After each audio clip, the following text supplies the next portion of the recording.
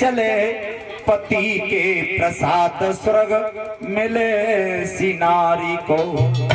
मर जाऊंगी तो तर जाऊंगी। किवाड़ों को खोल दिया और किवाड़ों को खोला है तो महाराज घोड़े पर सवार थे, हाथ जोड़ करके चरणों में लेट गई। महाराज नीचे उतर आए, कलाई को पकड़ के अंदर ले गई। आंखों में आंसू भर के महाराज उत्तानपाद ने जवाब दिया, रानी सारे दिन के हम भूखे और प्यासे, थोड़ा जल पान करा दो। रानी ने आंखों में आंसू भर के कहा, महाराज 3 दिन हो गए घर में चूल्हा नहीं सुलगा है, ठंडा पानी पीने को तो मिल सकता है। सो बेचारी एक लोटा जल को भर के लाए के महाराज को पिला दिया। राजा रानी दोनों बतलाए और इतने बतलाए परीक्षित जी पतो ना चलो कि तब में रात बीत गई। और आप लोग जानते हो दुख की रात जो होती है ना बहुत लंबी होती है और सुख की रात बहुत छोटी होती है। बीत गई वो रात, सुबह हुआ, उत्तानपाद ने घोड़ा सजाया और घोड़ा को लेकर के उत्तानपाद चले। आरे घोड़ा लयो सजाए, विप्र जब मेलन मेरे आयो,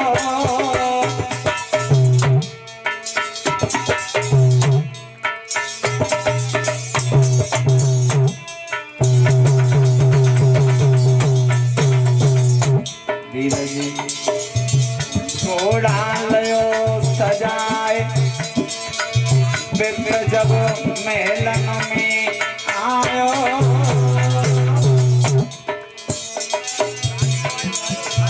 बीत गई अब रात के सुत पर सबको उगे आयो, भैया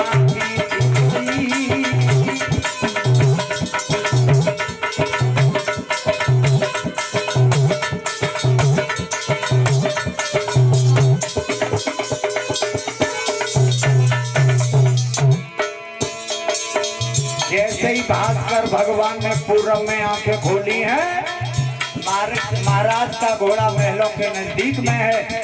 लेकिन हुआ क्या,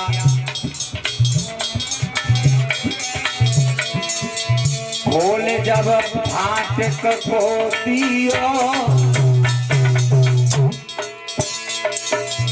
छोटी रानी ने देखी भवकी गयो सोतल कोइयो।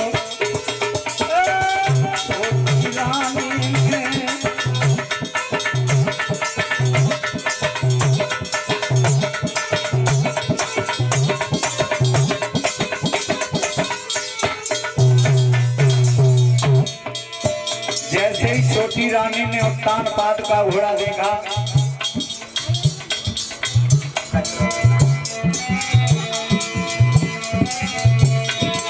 आंखें लाल करके बोली, महाराज सारी रात आप कहाँ रहे?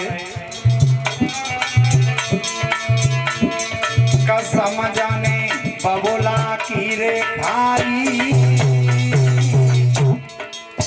अपने बाप की कसम खा के उत्तानपाद झूठ बोल के कहने लगे, रानी अरे ऊपर हाथ उठाए के गंगा मैया की रे खाई, ऊपर हाथ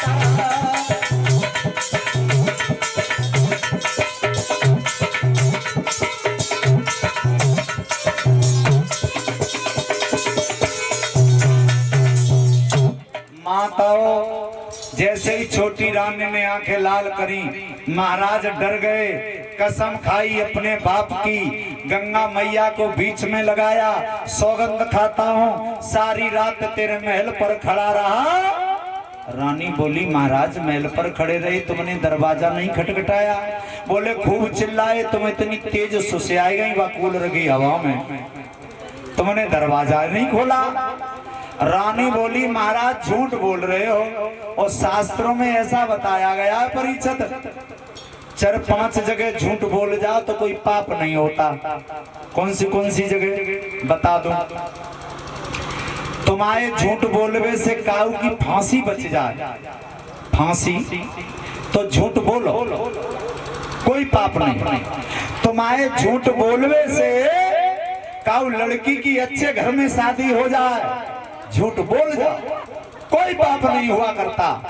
तुम्हारे झूठ बोलवे से काऊ गैया की जान बच जाए, झूठ बोल जाओ।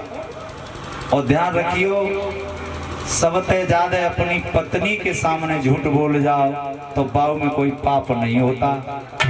और बताई मंदियों कोई सच बात पेट की। हाँ, एक भजन लिखा था किसी कवि ने, जिस भजन में राम का नाम न हो उस भजन को गाना ना चाहिए। भैया चाहे कितनों बैरी हो पर भेद छुपाना ना चाहिए। तेरी आ चाहे कितने प्यारी हो पर भेद बताना ना चाहिए। बिटिया चाहे कितने प्यारी हो उसे गली घुमाना, अब गली नहीं।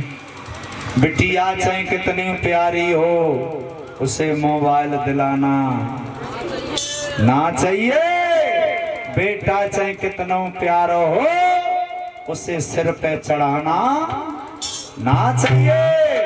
और अपनी पत्नी ते झूठ बोले में कोई पाप नहीं होता परिचय जी। और तुमने सच बात बता दी तो कमी इनकी ना है, कमी इनकी नहीं, ने वरदान लगा है धर्मराज महाराज का।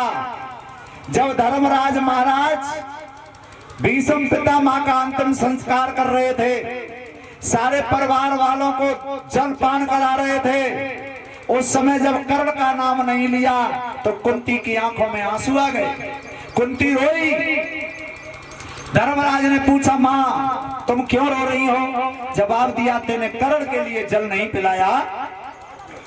धर्मराज बोले, कर्ण हमारे कुल का नहीं था, कर्ण हमारा भैया नहीं था।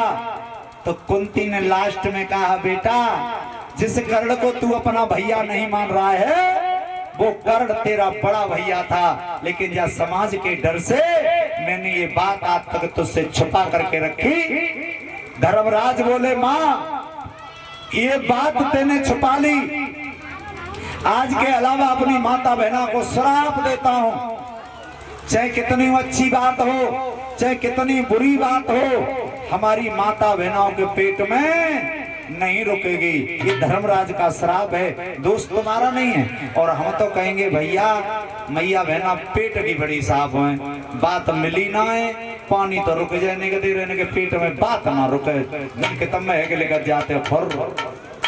हाँ, पूरे गांव में पेट्रोल की आगे धीरे धीरे पौड़े, लेकिन मैया बहनन पतो पच जाए बात, हाय राम कसमों खा जाए कहते जाए, कसमों खा जाए कहते।